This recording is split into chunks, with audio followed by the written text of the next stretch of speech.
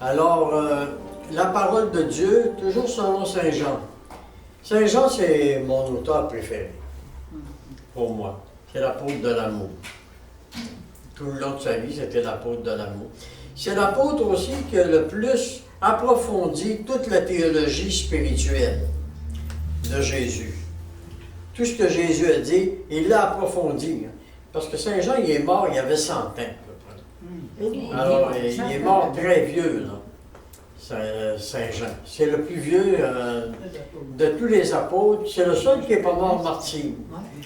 Mais le Seigneur l'avait comme mission. Il lui a donné plein de visions. C'est pour ça que vous avez l'Apocalypse de Saint Jean. Plein de visions.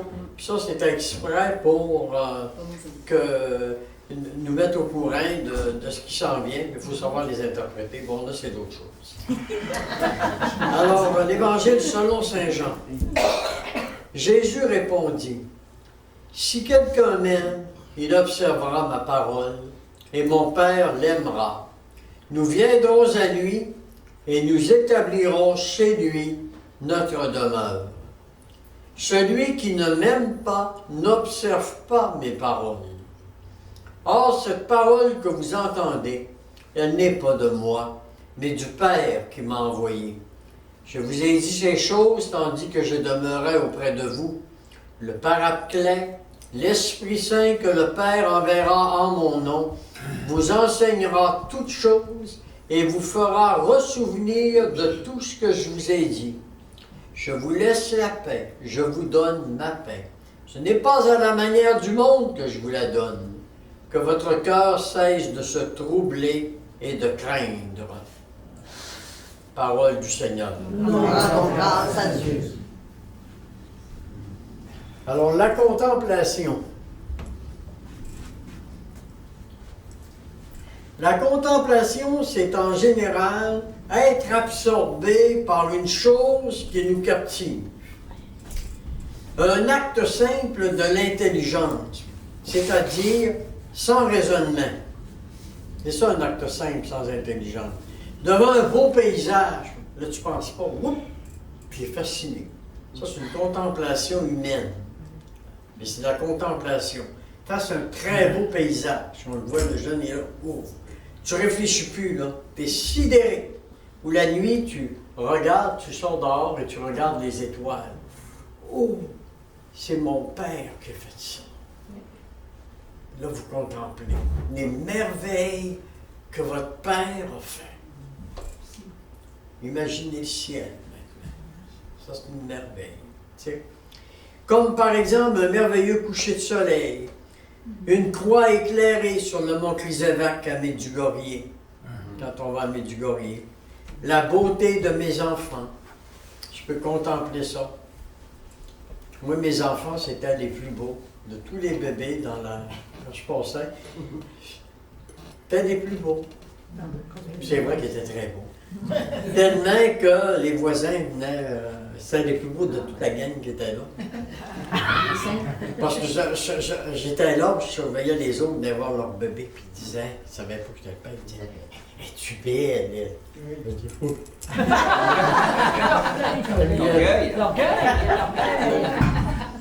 Je me souviens de ça, c'était hier. Contemplation ensuite. Donc, contemplation d'abord naturelle.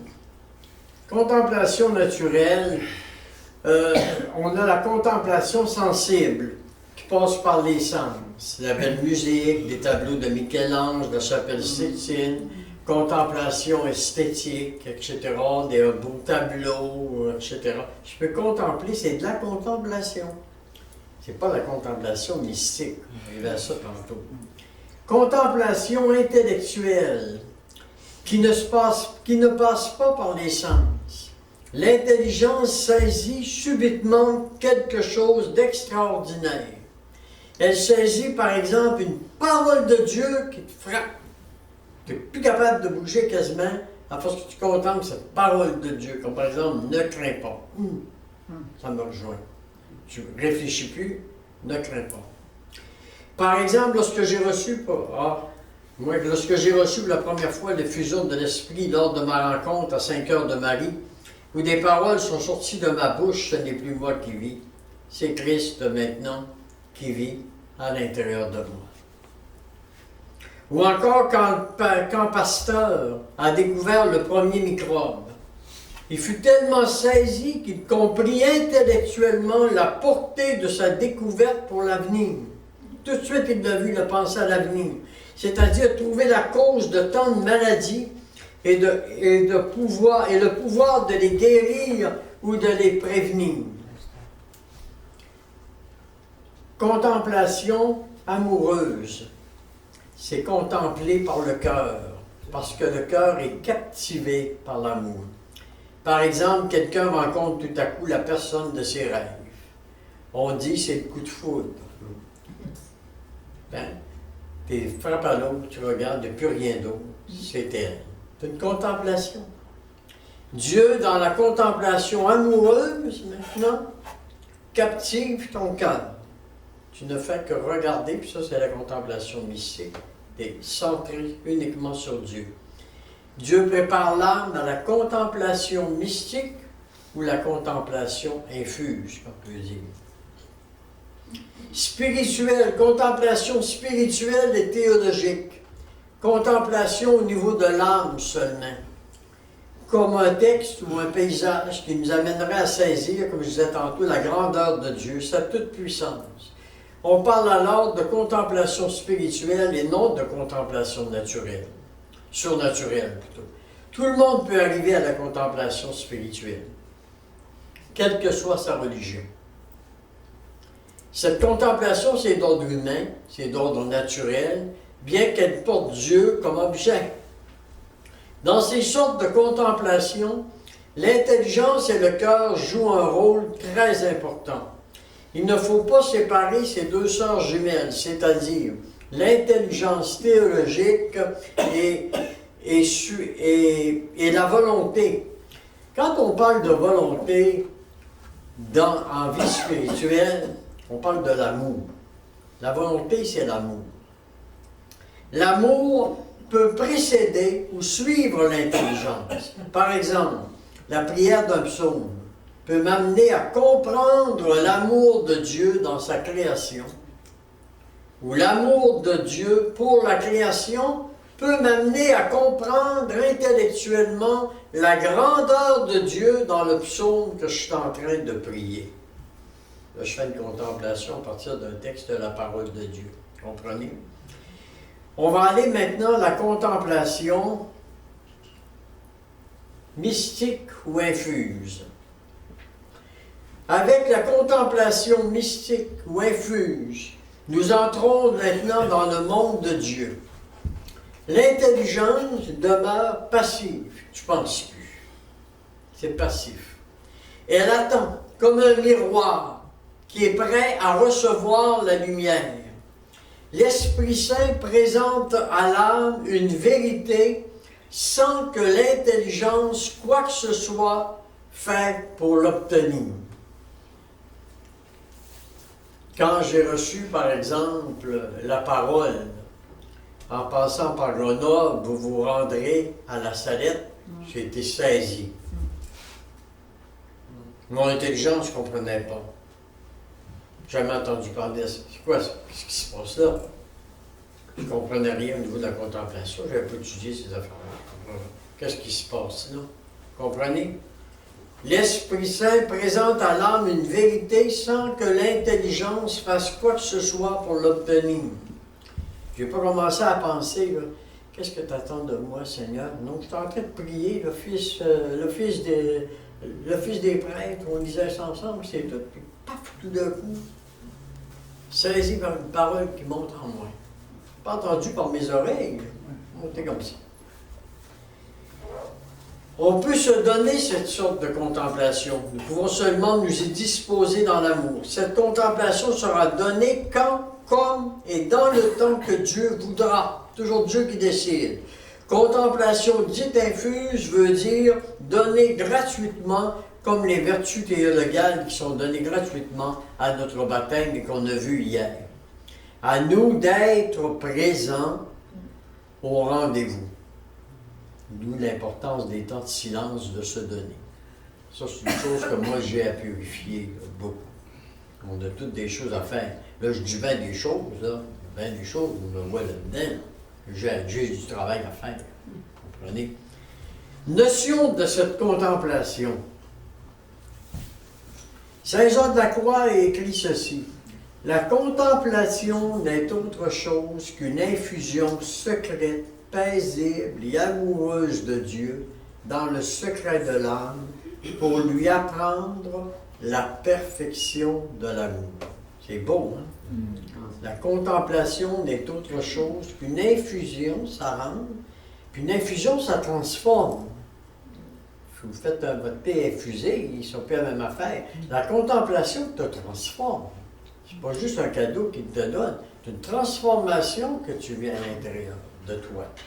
Nous pouvons distinguer 3 stages de la connaissance amoureuse de Dieu. Il y a d'abord la foi, qui connaît, qui apprend à connaître par la transmission de la parole. Il y a ensuite la contemplation, qui en fait voir un peu plus et touche presque au but. C'est une question de degré et d'excellence. Et enfin, il y a là, troisièmement, le but ultime. C'est la vision béatifique pour l'éternité. Puis la grande contemplation, ça va être quand on va être face à Dieu. Quand on va être rendu face à Dieu, là, on va vivre la contemplation aussi. Et c'est vers ça qu'on s'en va. Mais c'est-tu beau? Oui. C'est-tu beau? On s'en va vers ça, vers une contemplation extraordinaire avec Dieu. Où je verrai Dieu face à face, dans sa beauté, dans son amour pour moi. Et c'est là que je découvrirai jusqu'à quel point le Père m'a aimé avant même que je naisse. Hein? On a été choisi avant même la naissance. C'est pour ça que tant de bébés avortés, ça fait mal à Dieu parce que Dieu les avait déjà choisis. Il était déjà pris pour telle chose. Il restait à lui donner un corps pour qu'il puisse maintenant être en pèlerinage pour pouvoir accéder au ciel. Quelque chose. La contemplation conduit à l'union parfaite et transformante, grande ressemblance d'amour avec l'amour de Dieu. La contemplation mystique va achever la purification de l'âme. Heureux les cœurs purs, car ils verront Dieu. Saint Matthieu, chapitre 5, verset 8. Dans l'écoute de cette béatitude, il faut se rappeler que le cœur pur est un cœur sans hypocrisie ou dissimulation, agissant toujours avec une intention droite. Mais qu'est-ce que c'est que le cœur pur?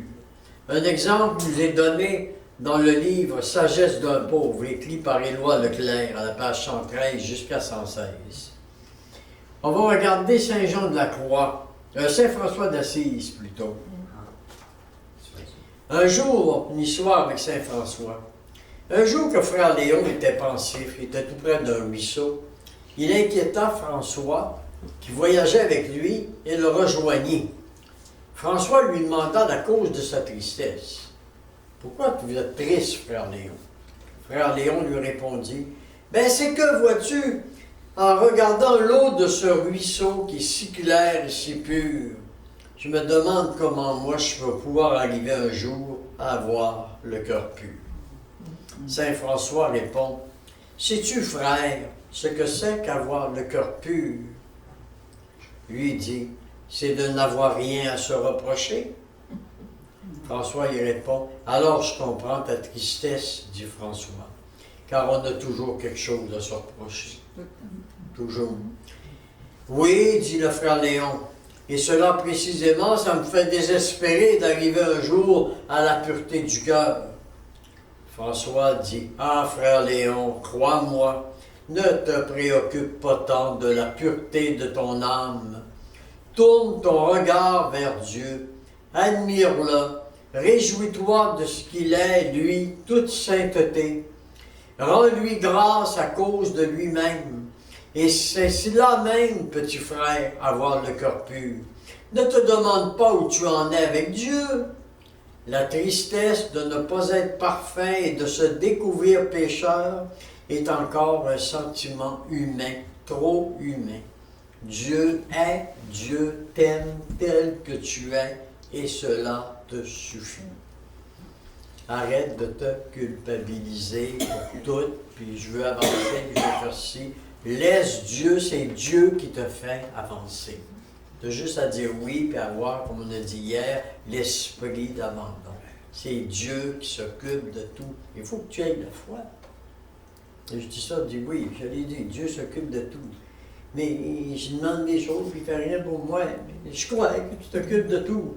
Non, tu ne l'as pas abandonné, je rien souvent là-dessus. L'abandon, c'est l'abandon total. C'est une chose que j'essaie de travailler.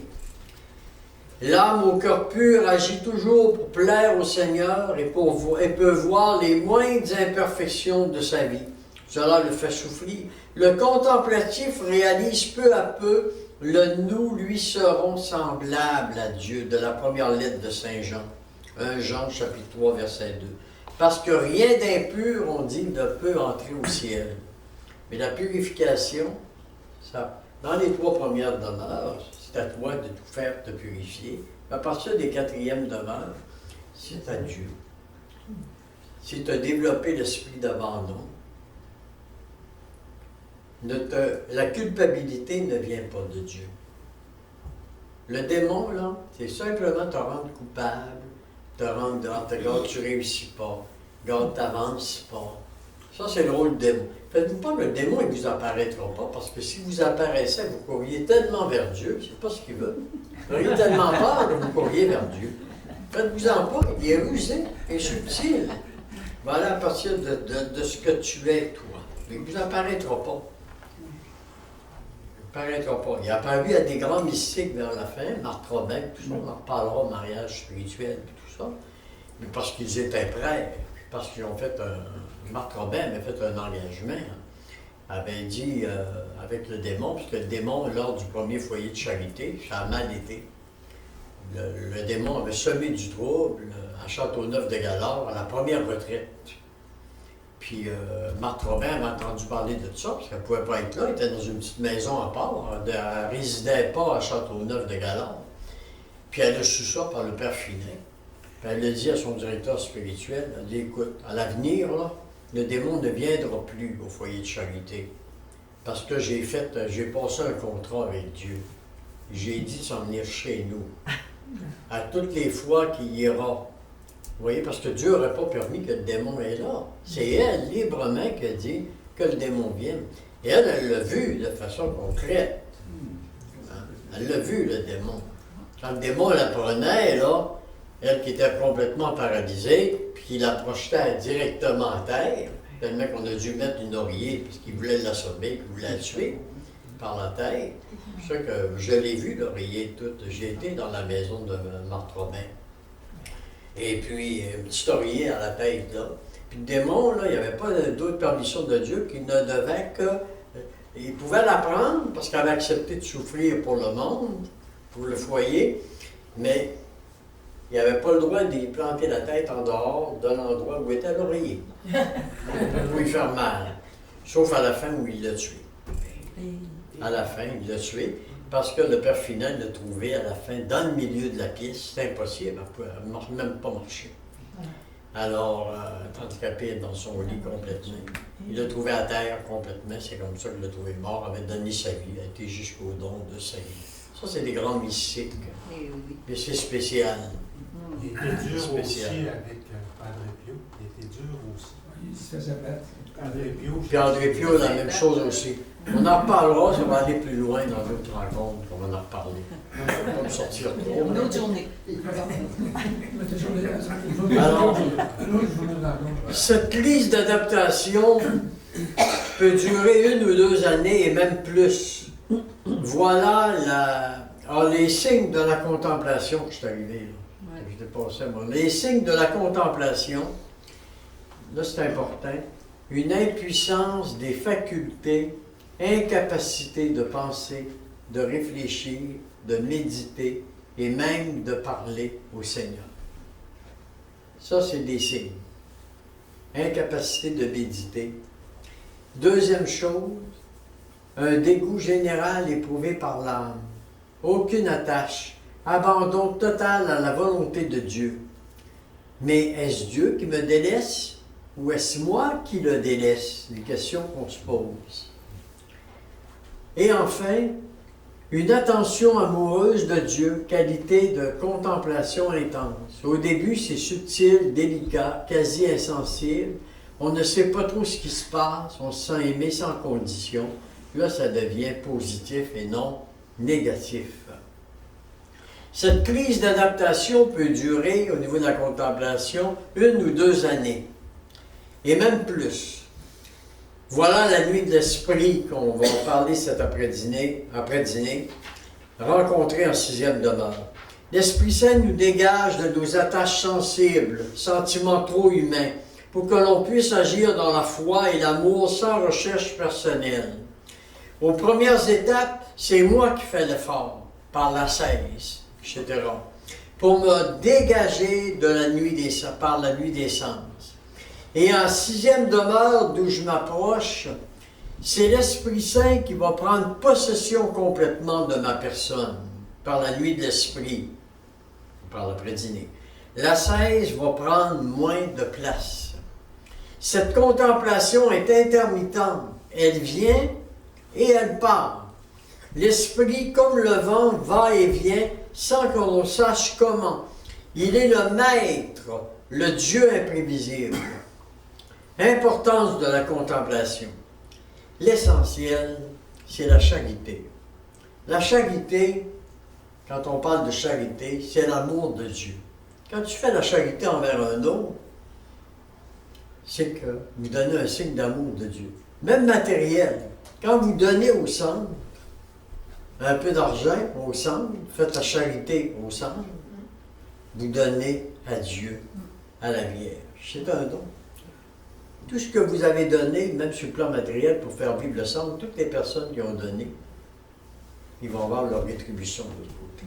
Vous avez donné ci, vous avez donné une partage dans votre vie. Il y en a qui n'avaient pratiquement pas d'argent et qui donnaient. Souvent, c'est les plus pauvres qui donnent le plus. Tu sais, souvent. Vous voyez, que le Seigneur va dire, regarde ce que tu as donné, tu as aidé ton prochain de façon concrète. On peut aimer Dieu éperdument sans jamais avoir goûté à la contemplation mystique ou l'avoir seulement au dernier moment de sa vie, affirme Sainte Thérèse d'Avila. La foi, l'espérance et la charité sont pratiquées selon les tempéraments de chacun. Beaucoup de grands saints n'ont jamais eu de manifestation extraordinaire contemplative. C'est pas obligatoire, ça dépend des missions de chacun. Aime Dieu et va ton chemin, dit Saint Jean de la Croix. Voilà l'essentiel. Aime Dieu, abandonne-toi, va ton chemin. Et des fois, en 4e demeure, on reçoit une belle grâce qui s'appelle l'oraison de quiétude. L'oraison de quiétude, ça arrive souvent vers la fin des 5e demeures, où tu te sens vraiment envahir par Dieu d'une manière profonde. Une contemplation très forte qui t'est donnée. L'action surnaturelle de Dieu sur les puissances de l'âme, l'intelligence, la mémoire, l'imagination qui permettent à la volonté de demeurer dans la quiétude ou encore le repos. La quiétude est un grand repos. Repos de toutes les facultés. Deuxièmement, un flot savoureux de lumière qui descend sur la volonté, sur l'amour. Troisièmement, la source. Dieu demeure lointaine. Dieu demeure lointaine. Je vais marquer. La source, Dieu demeure lointaine. Les facultés se désaltèrent. Mais Dieu ne se livre pas par saisie immédiate, comme ce sera dans le cas dans les 6e et 7e demeures. Cette contemplation, dans la 4e étape, c'est encore une contemplation imparfaite. On va devenir plus parfait en 6e demeure. Elle ne prend pas encore tout l'intérieur de la volonté. Elle est intermittente, incomplète. mais c'est une préparation à la contemplation parfaite qui est gage de l'union transformante. C'est en quatrième ou en cinquième demeure? Hein? C'est en quatrième ou en cinquième demeure? Là, je sais On n'est pas en cinquième encore, Non. toujours en quatrième. OK. OK? Cinquième, j'arrive tantôt. On a des choses à dire là-dessus. Merci. Ça, je regarde l'heure en même temps pour essayer de ne pas trop me sortir. Pour s'encourager à persévérer, sachons qu'au cinquième, sixième et septième demeure, la quiétude et la sécheresse demeureront intermittentes jusqu'à la vision béatifique, alors que nous serons entrés dans le royaume où nous pourrons adorer Dieu avec la Vierge Marie, les anges et tous les saints. Dieu attend de nous que nous soyons de grands saints et de grandes saintes. Notre amour fidèle lui est-il acquis? Alors il va nous donner ce qu'on appelle des dons, les grands dons, les dons du Saint-Esprit. C'est en quatrième demeure que les dons du Saint-Esprit se développent, si nous acceptons l'abandon. Comprenez? Tout va ensemble. On abandonne à Dieu, Dieu va travailler à ce moment-là. Si tu n'es pas abandonné à Dieu, là, Dieu ne travaille pas. Les dons sont là, ils ne grandissent pas. Alors, le don de sagesse, je vais juste les nommer. Elle fait goûter la présence de Dieu dans un plus grand compagnonnage avec lui et un plus grand dynamisme missionnaire. C'est le don contemplatif par excellence. Sagesse fait goûter la présence de Dieu en toi. Tu y goûtes. Ça, c'est le don de sagesse. C'est pas la même sagesse qu'on pense que quelqu'un est sage. Oui, quand Dieu est avec toi, oui, tu vas être capable de sortir des paroles de sagesse puis de conseiller des personnes sur le plan de la sagesse. Le don d'intelligence, ça aide d'entrer dans le mystère de Dieu, à comprendre de l'intérieur les Écritures, la foi. À un moment donné, tu lis un texte, avant ça, tu ne comprenais rien.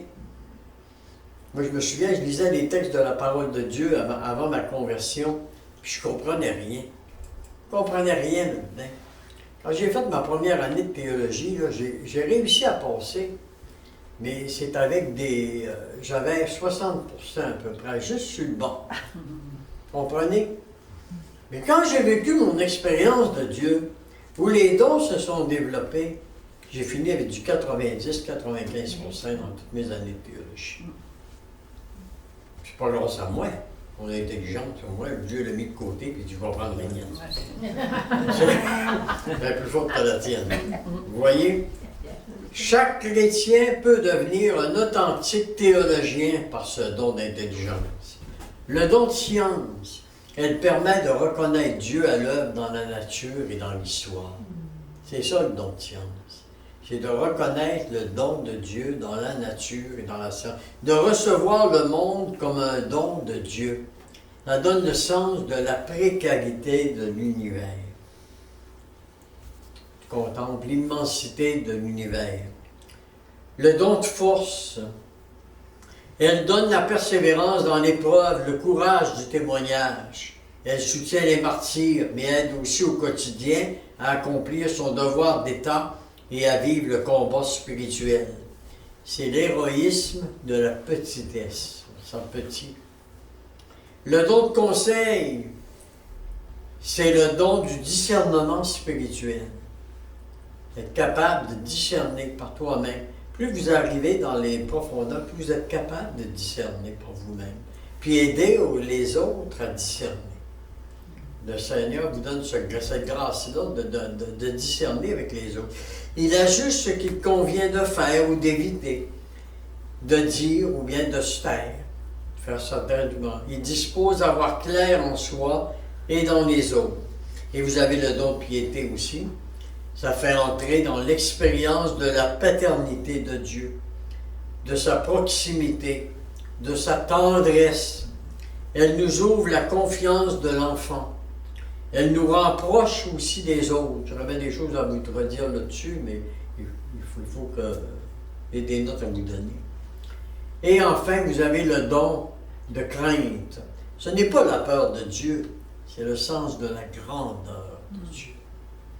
Je te disais hier soir, de voir toute la transcendance de Dieu, puis à la fois l'immanence de Dieu. le Père qui envoie son Fils. C'est ce qu'il y a de plus grand. Le Père qui envoie son Fils. Lui qui est si transcendant, et le Fils accepte d'arriver, de prendre un corps, de prendre sur ses épaules tous nos péchés. C'est pour ça qu'il a accepté tous nos péchés. Parce que si le Fils n'était pas venu, les portes du ciel seraient fermées à jamais. Après la mort, on serait dans un abîme sans fin, sans aucun bonheur. On existerait quand même, ce ne serait pas la fin, parce que notre âme est immortelle, et ça, Dieu ne l'a pas enlevé. Mais Abraham, avant la résurrection de Jésus, Abraham, Moïse, tout ça vivait dans le séjour qu'on appelait le Sheol. Ou dans Je crois en Dieu, on dit descendit aux enfers. C'est pas en enfer, aux enfers, dans le Sheol. Il est descendu, dès qu'il est mort, qu'il a pris ses péchés pour chacun de nous, il est allé les voir, puis il est allé débarrer la porte du ciel. Entrez maintenant. Comprenez? Vous pouvez. Et les autres maintenant qui veulent entrer, suivez-moi. Marchez avec moi et tous ensemble, nous entrerons vers le Père pour vivre notre éternité avec le Père. C'est-tu beau? J'en chais quasiment. C'est beau. Là, on passe au 5e demeure. Je vais juste regarder le nombre de pages. L'âme réalise que seule elle ne peut rien et que les inquiétudes qu'elle avait à l'étape précédente se changent en paix. Dieu, qui lui a permis de goûter à la quiétude, a produit en elle un supplément de force, don de l'Esprit Saint. Voilà la clé de voûte de la perfection. Gravir le calvaire avec la béatitude des persécutés pour le nom de Jésus, cela est possible. L'Esprit donne à l'âme une nouvelle façon de connaître Dieu par l'intuition. Je donnerai des explications plus claires tantôt, là, mais c'est important que je lise les notes. Okay? Quand l'âme s'est vraiment libérée, purifiée de tout ce qui est intérieur, la vie ascétique se transforme maintenant en vie mystique. Les obstacles sont enlevés ou affaiblis. L'amour propre, la volonté propre, l'attachement au bien matériel, la recherche de satisfaction contraire au commandement de Dieu, etc. Si j'ai travaillé à enlever ces obstacles dans ma vie, je manifeste à Dieu la sincérité de mon désir d'union. Dieu prend alors ce que je lui présente. Quand j'ai tout donné, il ne me reste plus rien. Ce rien dont parlait hier soir Saint Jean de la Croix. Dieu l'unit à sa grandeur. Le détachement est le fruit d'une infusion d'amour. L'amour en est le terme et le moyen. Et c'est l'état d'union. L'union, on appelle ça, 5e demeure, union de volonté. L'âme ne se reconnaît plus. Elle ne sait pas comment elle a pu mériter un tel bonheur d'union. C'est beau, là. Quand tu arrives en 5e demeure, là, ça c'est important à savoir. 4e demeure, tu restes longtemps. C'est une demeure de travail. 2e demeure, tu restes longtemps. C'est une demeure de travail. Tu as purifié et à travailler, puis ça dépend de toi, ça ne dépend pas juste de Dieu, ça dépend de toi jusqu'où tu travailles pour changer. 3e demeure, c'est un point d'arrivée. Alors, ça ne dure pas longtemps dans la 3e demeure. Être bien avec le Seigneur, tout se passe, ça va lâcher. Après 1 an, 2 ans maximum, pas plus que ça. 4e demeure, c'est un point de travail. Tu peux rester longtemps là-dedans, vivre ça, puis avoir des doutes, puis hop, la contemplation revient, etc. Puis... 5e demeure, c'est un point d'arrivée. Et je vais le développer plus tantôt. C'est un point d'arrivée. Là, tu fais en tout la volonté de Dieu et non pas ta volonté. C'est là qu'il y a une différence entre la divine volonté. La divine volonté, tu peux être en 2e demeure et tu veux faire la volonté de Dieu. Elle se développe, la divine volonté. Quand tu arrives à la 5e demeure, ça ne veut pas dire que parce que tu es dans un groupe de divine volonté que tu es en 5e demeure. Ça, je le dis. Mais, à commencer là. Seigneur, je veux faire ta volonté, aide-moi. Aide-moi à me purifier, etc. Je veux rentrer dans ta volonté, Seigneur, dans ta divine volonté. Aide-moi parce que je ne suis pas capable tout seul. Quand tu arrives en 5e demeure, là, tu es vraiment dans la divine volonté. Vous comprenez la différence? Oui. Tu es vraiment arrivé à un point, il y a eu tout un cheminement à faire à l'intérieur de soi. Cet homme aimerait à se livrer souvent à des pénitences et vivre dans la solitude. Ça peut être la tentation des personnes très actives qui arrivent à cette étape. D'être seul, tu peux travailler, tu es tellement bien avec Dieu. Hein? Puis l'union est tellement parfaite, là. Quelqu'un qui arrive, là, puis c'est dans ça que je dis l'obéissance à l'Église. Vous ne pouvez pas séparer l'Évangile de l'Église. Vous ne pouvez pas séparer Jésus de l'Église. Jésus est la tête de l'Église. Le pape, c'est celui qui va être nommé, c'est celui que Dieu choisit. Il peut être imparfait, il n'est pas infaillible en tout, il est infaillible dans les dogmes, puis dans la parole de Dieu. La morale, c'est pas infaillible, ça peut jouer. C'est pas la parole de Dieu, ça, la morale, ça peut jouer. Mais dans les dogmes, dans les connaissances de Dieu, jamais eu une erreur, malgré qu'il y a eu des mauvais papes dans l'histoire, jamais eu d'erreur à ce niveau-là. Vous comprenez? Hein? En tout cas, on va y revenir encore à ça aussi. Cet homme, donc, elle prie pour que tous les hommes connaissent ce Dieu si bon. Elle le loue, lui rend grâce du repos si profond qu'il lui donne dans l'oraison. D'où l'importance de l'oraison quotidienne. L'homme comprend donc par expérience personnelle comment le Seigneur aide et transforme les âmes. Après avoir goûté à cette grâce d'union divine, qui normalement était intermittente à la 4e étape, la vie continue.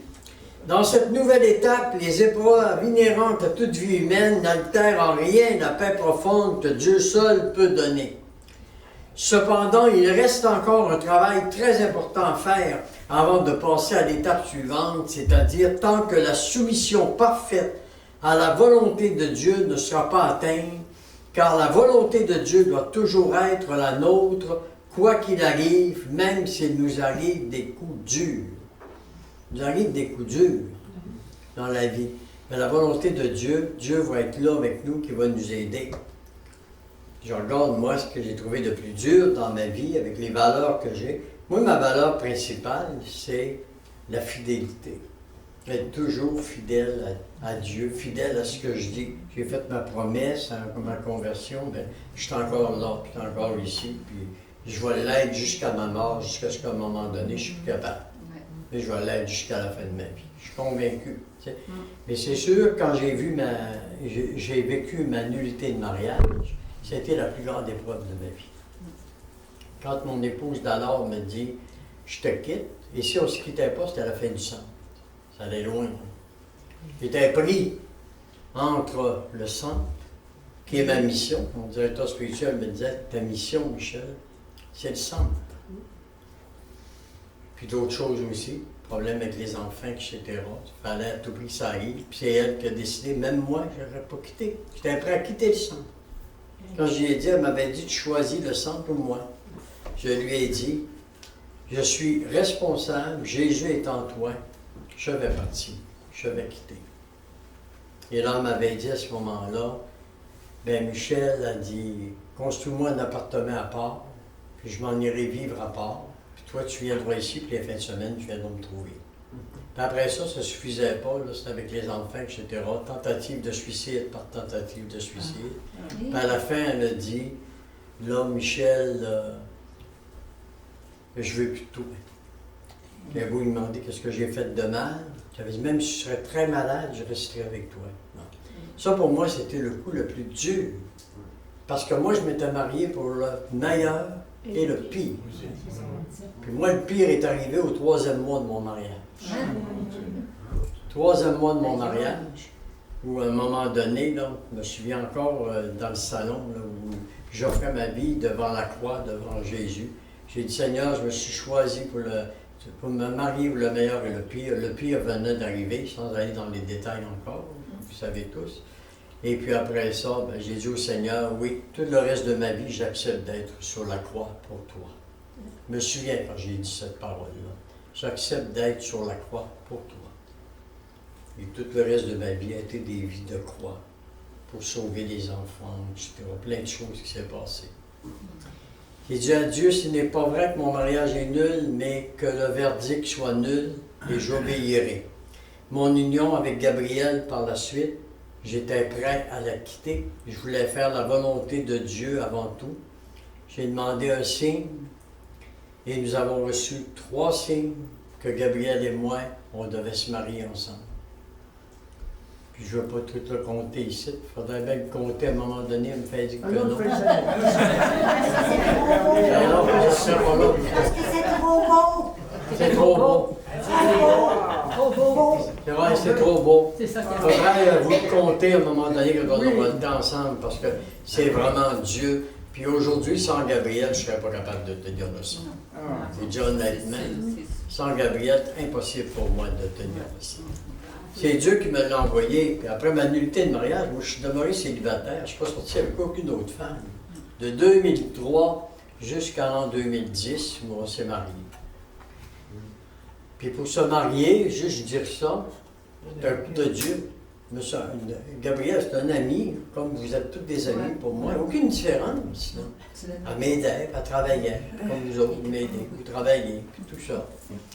Je me réveille un matin, paf, je tombe en amour avec Dieu. Sans savoir pourquoi, je ne m'aime pas réveiller. Je me réveille le matin, en amour avec Dieu. Là, je m'en vais lui dire que je suis en amour. Avec Dieu ou avec Gabriel? Avec Gabriel. Dieu, Fais bien la distinction. Dieu en premier, tu sais. Ah, on va quitter ça. Le midi en premier, fait que c'est un peu. Ouais. J'avais bien compris, moi. Oui. Oui, c'est- Se soumettre à la volonté de Dieu, c'est une forme de religion faite d'adoration, d'action de grâce, de demande de pardon quand on l'a offensé. Il se peut que la volonté de Dieu se fasse par une inspiration qu'on a ou par une motion de la volonté. L'obéissance est l'acte le plus parfait du sacrifice dont le modèle est le Christ Jésus. La peine qui accable le plus l'âme, rendue à la 5e demeure, c'est de voir tant de monde d'offenser Dieu. Pensez que malgré la miséricorde divine, tant d'hommes et de femmes risquent de se damner. Ça me fasse mal. Pas juste pour mes enfants, pour le monde entier. Tous les enfants qui étaient appelés dans la grande mission à aller dans le royaume de Dieu. Et par leur propre volonté, dire non. Ça fait mal. Ça fait mal. Cette souffrance lui vient de l'amour qu'elle a pour Dieu. Depuis qu'en s'abandonnant à lui, elle goûte au bonheur de lui appartenir et voudrait que tout le monde soit sauvé. Et on va parler de la grâce mystique d'union. L'état d'union de volonté passive, abandon total de sa volonté. En rendu en 5e demeure, tu reçois cette grâce mystique d'union. Il y a une transformation à un moment donné, à un moment X de ta vie qui t'arrive, où tu reçois la grâce mystique d'union de Dieu. Où ça devient fort. Et là, tu es capable de dire, face à l'Église, l'Église, mon amour. L'Église, mon amour. Comme disait le Père Daniel Ange au Colisée de Québec, je l'avais vu. L'Église, mon amour. Et tu voyais qu'il le vivait. Il dit 5e demeure. 5e demeure. Quand on se met à critiquer le pape, puis à chercher, puis tout ça, peu importe qui est choisi, c'est le pape choisi par Dieu, ça se fait dans la prière. Hein? D'accepter de marcher. On ne sait pas les plans de Dieu. Ils sont parfaits. Vous voyez ce que l'abbé Marc disait, puis je suis d'accord avec lui, le pape François, c'est un grand prophète. Il avait comme mission de donner un coup de pied à l'Église pour la faire avancer vers le côté social un peu plus. Parce que la planète, on a une responsabilité face à la planète. On n'a pas juste une responsabilité face à nous-mêmes. On a une responsabilité face à toute la création de Dieu. Puis là, l'Église était centrée sur elle-même, sur mes petites prières, sur Jésus qui est venu me sauver, etc. C'est beau, mais c'est plus que ça, c'est vrai, tout ça est vrai. Mais c'est pas juste ta spiritualité personnelle, qu'est-ce que tu fais comme chrétien pour l'humanité, pour la planète qui est en train de se détruire, la création de Dieu. Dès le livre de la Genèse, ça nous a été donné comme responsabilité. Vous voyez, le Père François est arrivé dans cet ordre-là. C'est comme ça que les évêques l'ont choisi. Tu vas faire bouger l'Église un peu. Il a fait du ménage dans la curie d'abord, parce que c'est pas parce qu'un cardinal est cardinal qu'il est nécessairement un saint, il peut être en deuxième demeure. Tu sais? Pas parce que c'est un saint, des fois parce que c'est un bon administrateur, mais des fois c'est un ministre-man. Bon. Grâce mystique d'oignon, donc, c'est une sorte d'extase, cette grâce mystique. Si cela n'arrive pas, l'emprise de Dieu sur la volonté se fera quand même passivement, parce qu'il y en a qui ne reçoivent pas directement, qui ne sentent pas cette grâce mystique d'union. Mais ils ne sentent pas par les sens. Mais elle est là. Si tu arrives à l'union de volonté, ton changement est là. Tu ne feras pas un effort pour aimer l'Église. Tu vas aimer. Tu vas aimer l'Église. Mais tu vas dire, il faut que j'aime l'Église, parce que je veux être dans la grâce mystique du Dieu. Je veux être en cinquième demeure, il faut que je l'aime. Oh, j'aime pas trop ce pape-là, mais il faut que je l'aime. Non, ça va venir spontanément, tu vas l'aimer. Peu importe ce qu'il fait, tu vas l'aimer. Tu peux le critiquer sur certaines choses, dire ça, j'aime moins ce point de vue-là, mais Seigneur, tu sais ce que tu fais. Puis si lui se trompe, devant Dieu, il en répondra. Son plan est parfait. Il y a bien des papes qui ne sont pas rentrés au ciel. Parce qu'ils ont vécu une vie désordonnée. Ils ont été choisis par Dieu. Et moi, je vous le dis souvent, une autre responsabilité que j'ai, moi, je pense sérieusement, quand je vais me présenter devant Dieu, entre ce que je dis et ce que je fais. Puis entre ce que j'ose dire, puis des fois, j'ose pas dire pour ne pas perdre trop ma crédibilité. Tu sais? Ça, c'est de l'orgueil. Fait que... Je reçois des lettres, des fois, là, de l'évêché, m'avertissant de telle chose, des lettres de réprimande, etc. Tu sais, il faut que je continue. Fais attention à ça. Puis je suis très surveillé, hein. Vous savez, pas un gars plus surveillé que moi actuellement, par l'évêché. Il y a du monde choisi pour me surveiller. Si je dis des paroles. Parce qu'on reconnaît un arbre, je les comprends. On reconnaît un arbre à ses fruits. Parce que c'est pas juste Michel Marcotte qui juge, c'est l'œuvre. L'œuvre. Est-ce que ça continue encore? Et là, ce qui questionne beaucoup l'Église, c'est que ça fait 34 ans, puis quand ils sont au courant, mon accompagnateur spirituel a lu toutes mes 400 pages de données, il a découvert plein de choses que je n'avais même pas dit. Quand il a lu ça, il dit, Michel, il dit, c'était une vie héroïque. Ça n'a pas de bon sens ce que tu as vécu là. C'est ça qui dit qu'à un moment donné, il faudrait donner ça au monde, que le monde voit les origines de ça, même si ça sort beaucoup plus tard, c'est pas prêt. Mais c'est quelque chose. C'est pas moi qui ai pensé à ça, les autres. Alors, on va regarder les critères de discernement. Donc, se soumettre à la volonté de Dieu, etc. Bon. Les critères de discernement. Premier, ignorer ses pensées élevées d'union mystique. Si les œuvres ne confirment pas ces expériences, cela est important. Penser et agir. Insister sur la prière prolongée, mais sans exagération.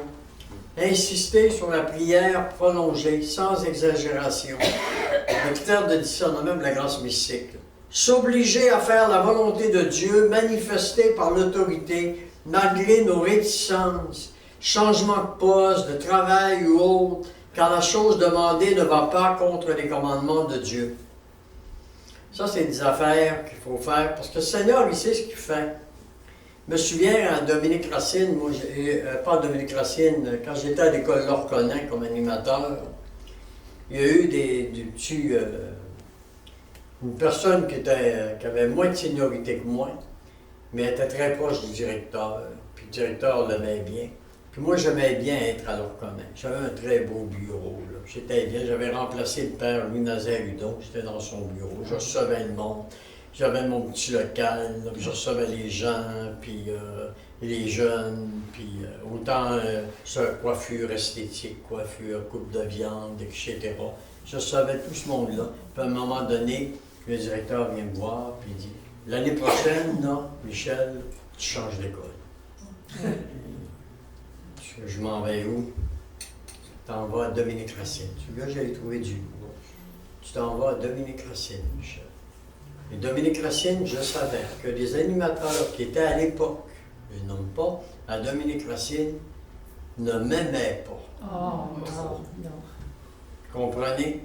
Là, je faisais ma petite affaire à l'Orconin. Ça allait très bien. J'étais l'Orconin, ensuite La Fontaine, ensuite retour à l'Orconin. Et là, j'étais bien.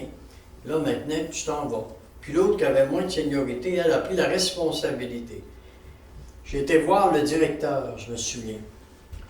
J'ai dit, si c'est la volonté de Dieu que je m'en aille à Dominique-Racine et qu'il passe par vous, je l'accepte. Mais si ce n'était pas la volonté de Dieu et que vous m'envoyez à Dominique-Racine, vous allez le regretter un jour dans votre vie. Très fort.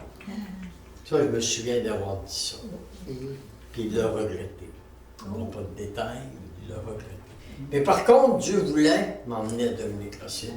Et c'est là que j'ai organisé des voyages à l'extérieur, de missions, etc. Travailler pour les pauvres, les campagnes des paniers de Noël, etc. C'est là que j'ai vécu les plus belles années, travaillé avec les plus vieux. Les plus grandes conversions des jeunes se sont faites à Dominique-Racine. Même avec les autres animateurs, ensuite, ça a commencé à bien aller quand ils ont vu le travail que je faisais, etc. Puis c'est là que j'ai rencontré Jacques aussi à Dominique-Racine. Il n'est pas trop vieux. Ça valait la peine. Daniel Morin. Daniel Morin, tout ça, ces jeunes-là, ça vient tout de Dominique-Racine. Tout accepté Dominique-Racine. Accepter la plus fatigante, mes critères toujours, accepter la plus fatigante des tâches demandées si on le peut physiquement. Accepter la cuisine, le ménage, le jardinage, la prédication, la confession. Quand tu fais la volonté de Dieu, Seigneur, tu me le demandes, je le fais. C'est un travail à faire, mais tu le fais plus facilement quand tu es rendu en 5e demeure. Mourir à soi par un grand oui qui se construit avec des noms à soi-même. Mourir à soi, vous comprenez? Par des noms à soi-même. Moi, ça ne me tente pas, mais je vais le faire, Seigneur. Ensuite, commencement de la vie apostolique. Le cœur peut librement aller vers les autres parce qu'il s'est affermi à Dieu. C'est là que ça commence la vie apostolique lentement. L'union dans cette étape n'arrive pas encore jusqu'aux fiançailles spirituelles. Cependant, il fait goûter au bonheur de vivre avec Dieu et en Dieu. L'âme s'engage à faire la volonté de Dieu en tout pour être agréable à sa majesté. L'époux, voyant les bonnes dispositions et la sincérité de l'âme, veut le lui faire comprendre davantage par une union d'amour. Et on va arriver. Ordinairement de courte durée. Excusez, c'est parce que je regarde l'heure constamment. On achève. Les effets de cette grâce d'union. Une infusion de charité provoquant une métamorphose, ça veut dire un changement extraordinaire. Comparaison de Thérèse avec le verre à soie. Là. Vous voyez ici, là, pourquoi le papillon, là? Tu n'es plus la même personne. C'est le verre à soie, qu'elle dit une différence entre un verre à soie et un papillon. Qui pourrait dire que ça se transforme en un beau papillon, on aime tellement ça, mais le verre à soie, tu le rejetterais.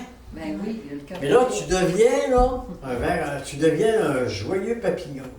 Vous comprenez dans quel sens? La transformation est complétée.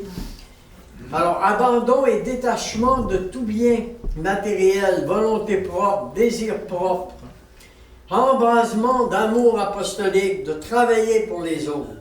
Pas capable de dire des noms souvent. Mes enfants ne m'arrêtent pas de me dire, dis des noms, papa, lâche-en. Où est-ce que je peux lâcher? Non. Hein? Le vendredi soir, maintenant, j'installe le Saint-Sacrement. Il faut que j'y sois. Même j'avais dit, tu peux partir ça, mais je ne suis pas là. Là, après ça m'est venu dans le cœur, je veux être là, moi aussi. Jésus disait, je veux être là aussi. Tu m'amènes là. Le seul qui a le droit d'emmener, de prendre Jésus ici, qui a la permission d'évêque, c'est moi. C'est ça. Qu'est-ce que je peux lâcher? Commencement de la vie apostolique. L'union dans cette étape, souffrance de voir tant d'âmes qui risquent de se perdre, se trouver aussi à sa vraie place dans l'Église. Les effets de cette grâce d'union mystique, ils sont faciles à reconnaître. Ça, je pense que je peux le passer, ça revient un peu à ce que j'ai dit. Résumé des effets. Je les ai donnés. Effusion de charité, abandon et détachement de tout, embrasement d'amour apostolique, se trouver à sa vraie place dans l'Église, et découverte de l'Église, famille de Jésus-Christ, donc pas de critique négative, comme j'ai dit tout à l'heure. L'Église, mon amour. Moi, je suis l'Église, je suis un membre de l'Église. Encore, je le dis, j'ai le droit de dire ce que je pense. Ça, je suis plus ou moins d'accord avec telle chose, mettons, mais j'obéis, ce que les grands saints ont toujours fait. J'obéis. Je comprends pas, mais j'obéis. Alors, tu te trompes pas. Avec cette grâce d'union à la volonté de Dieu, l'âme devient alors un apôtre. Elle prend conscience de l'importance de l'Église dans sa vie et se dévoue pour elle. Éclairée, remplie de sa contemplation, c'est l'aube d'un matin nouveau qui permet à l'âme de voir les besoins du monde. Elle sent le besoin de se donner, de s'orienter vers des œuvres nouvelles pour faire sa part dans l'Église. C'est le temps d'une deuxième vocation. La première a choisi notre vocation, mais la deuxième, elle nous est inspirée par le Saint-Esprit qui souffle où il veut. L'âme fidèle pourra poursuivre sa montée par le don de force et la béatitude des persécutés. Je ne sais pas si j'avais mis autre chose, découverte de l'Église, famille, les 7 dons de l'Esprit Saint, on l'a déjà vu un peu, dons de force, etc. L'esprit de force que je voulais vous parler, mais on l'a assez développé, fait qu'on va arrêter avec ça. Il me restait une page pour vous expliquer de d'autres forces. On en a parlé hier soir, toute la soirée, c'est assez. Yeah.